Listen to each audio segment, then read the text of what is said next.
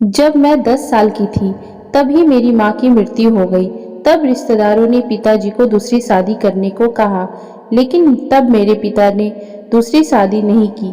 उन्होंने कहा कि अगर मैंने दूसरी शादी कर ली, तो सौतेली माँ मेरी बेटी के साथ कैसा व्यवहार करेगी, इसका कुछ अंदाजा नहीं। अगर उसने मेरी बेटी के साथ सौतेला व्यवहार किया, तो मैं सहन नहीं कर सकूंगा। इसलिए मैं दूसरी शादी नहीं करूंगा। फिर उन्होंने ही मेरा पालन पोषण किया। वो सुबह काम पर जाने से पहले मुझे तैयार करके स्कूल छोड़ जाते थे। खाना भी वो सुबह सुबह जल्दी ही बना लेते थे। वो सुबह 5 बजे उठते, फिर घर का सारा काम खत्म करके मुझे स्कूल के लिए तैयार करते, मुझे नहलाते, फिर मुझे कपड़े पहनाकर मेरी चोटी करते, फिर टिफिन पैक करके मुझे स्कूल के लिए ले जाते। उसके बाद मैं अपने बुआ की लड़की के साथ स्कूल से आ जाती और पापा के काम से आने तक मैं अपने बुआ घर ही रहती। पापा आने के बाद मुझे मेरी बुआ के घर से ले जाते और मुझे होमवर्क करवाकर खाना बनाते। खाना खाने के बाद वो मुझे कहानी सुनाते। मेरे पापा ही मेरी जिंदगी थे और मैं मेरे पापा की दुनिया थी। इस तरह मैंने अपना स्कूल पास किया और कॉलेज में जाने के लिए तैयार हो गई।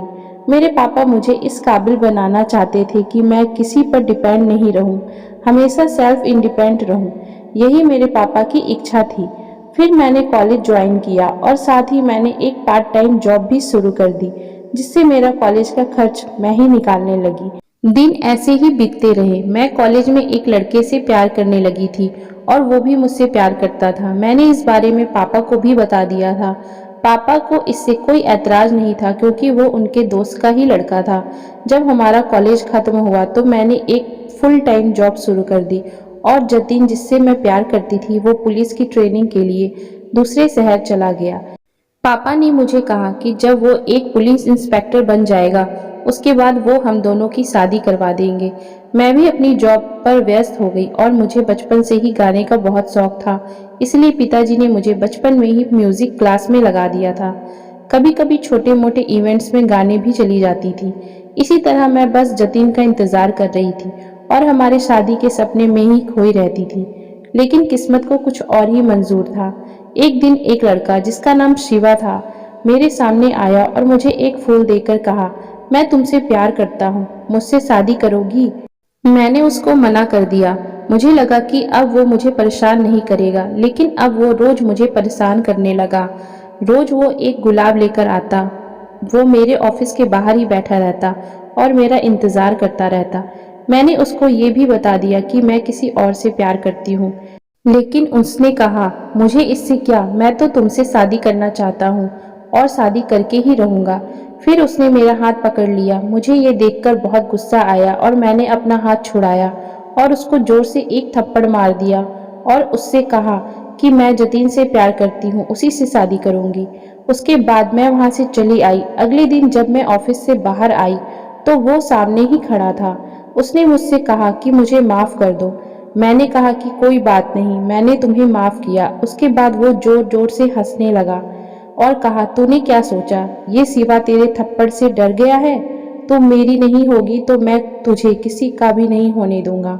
उसके बाद उसने अपने हाथ में रखी एक शीशी का तेजाब मेरे चेहरे पर डाल दिया और वहां से भाग गया। मेरा चेहरा उससे बुरी तरह जल गया। उस समय मुझे इतनी जलन हुई, मैं बता भी नहीं सकती। भगवान इतनी तकलीफ किसी को भी ना दे। उसके बाद मुझे मेरे कलीग्स ने जल्दी से हॉस्पिटल में भर्ती किया और मेरे पिताजी को भी बुला लिया। उनकी क्या हालत हुई होगी मैं अच्छी तरह से समझ सकती हूँ। वो मुझे कितना प्यार करते हैं ये मैं जानती हूँ। मेरा इलाज कई दिनों तक चला। जब मुझे होश आया और जब मैंने अपना चेहरा देखा तो मेरे दुख का अंदाजा कोई भी नहीं लगा सकता। मैं इतनी दुखी हो गई। फिर मुझे डिस्चार्ज किया गया। जब मैं घर पर आई तो मैं अपने चेहरे को शीशे में देख देख कर रोने लगी। तब मेरे पापा ने कहा, बेटा चिंता मत करो, मैं तुम्हारे साथ हूँ, तुम कभी अकेली नहीं हो। मैं तुम्हारा पापा, तुम्हारा साया बनकर हमेशा तुम्हारे साथ रहूंगा। मैं बिल्कुल टूट चुकी थी। मैंने जतिन के साथ जो सपने देखे थे वो सब अब राख हो चुके थे। जब भी कोई मुझे मेरा नाम सुंदरी कह के बुलाता तो मेरे अंदर एक ऐसी भावना आ जाती जैसे कोई मुझे गाली दे रहा हो। जब से शिवा ने मेरे चेहरे पर तेजाब डाला और कहा कि अगर मैं उससे शादी नहीं करूंगी तो वो किसी से शादी नहीं होने देगा। बस मेरे जहन में यही बातें घूमती रहती, जिससे मैं डिप्रेशन में जाने लगी। हालांकि उसको सजा हो गई, लेकिन उसकी वो हंसी अब भी मुझे डराती थी। उसने जो कहा था वो सच ही तो था। अब इस हालत में तो शायद जतीन भी मुझसे शादी नहीं करेगा। अभी तक तो उसको ये पता नहीं, जब उसको पता चलेगा और वो मुझे देखेगा तो उसके बाद तो वो भी मुझसे शादी करने से इनकार कर देगा। तब पिताजी ने मेरी हालत देखकर मुझे एक डॉक्टर के पास ले गए। कुछ दिनों बाद जतीन की ट्रेनिंग पूरी हो गई और उसकी पोस्टिंग हमारे शहर में ही हुई। वो जब शहर में आया तो उसके पिताजी ने मेरे बारे में उसको बताया। वो सीधा मेरे पास आया और आते ही मुझे गले लगा लिया। मुझे लगा शायद उसने मेरा चेहरा नहीं देखा, इसलिए उसने मुझे गले लगा लिया। अगर वो मेरा चेहरा देखता तो शायद वो मुझसे गले मिलना तो दूर, वो यहाँ रुकता तक नहीं। उसने कहा, सुंदरी कैसी हो तुम? तुम सोच भी नहीं सकती कि इतने दिन मैंने वहां पर कैसे बिताए। तुमने मुझे एक चिट्ठी भी नहीं भेजी। मैंने जतीन को कहा, क्या तुमने मेरा चेहरा नहीं देखा? जतीन ने कहा, हाँ देखा। क्यों, क्या हुआ? जिस चेहरे को मैं खुद देखना पसंद नहीं करती, उसको देखकर तुम इतना नॉर्मल बात कैसे कर सकते हो? तब जतीन ने कहा, मैंने तुमसे प्यार किया है, तुम्हारे चेहरे से नहीं। और मैं तुमसे पूछता हूँ, अगर मेरे साथ ऐसा होता तो?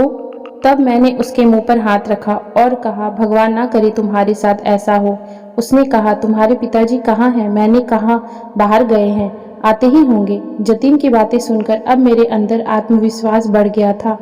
जतीन ने कहा, हमारी शादी के लिए मैंने बस मेरी ट्रेनिंग का इंतजार करने को कहा था। अब पिताजी से कहकर जल्दी से किसी पंडित को बुलवाकर हमारी शादी की तारीख निकलवा लेना। तभी जतीन को किसी का फोन आता है।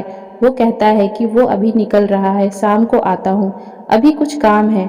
जतीन से मिलकर और उसकी बातों को सुनकर मेरा मन हल्का हो गया। ऐसा लगा जैसे मेरे मन का बोझ उतर गया। कुछ दिनों बाद हमने शादी कर ली।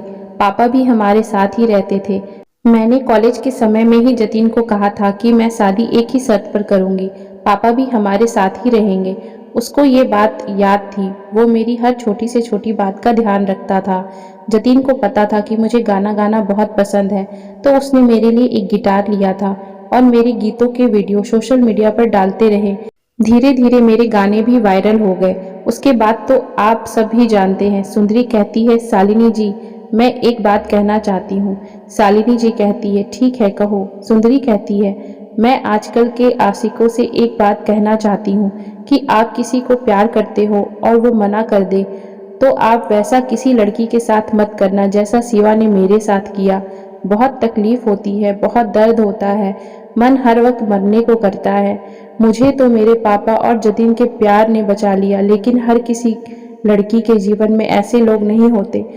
फिर सुंदरी के आंखों से पानी आ जाता है। सभी लोग जो उसका इंटरव्यू देख रहे थे, उनकी आंखें भी नम हो जाती है। बस इतनी सी थी सुंदरी की आत्मकथा।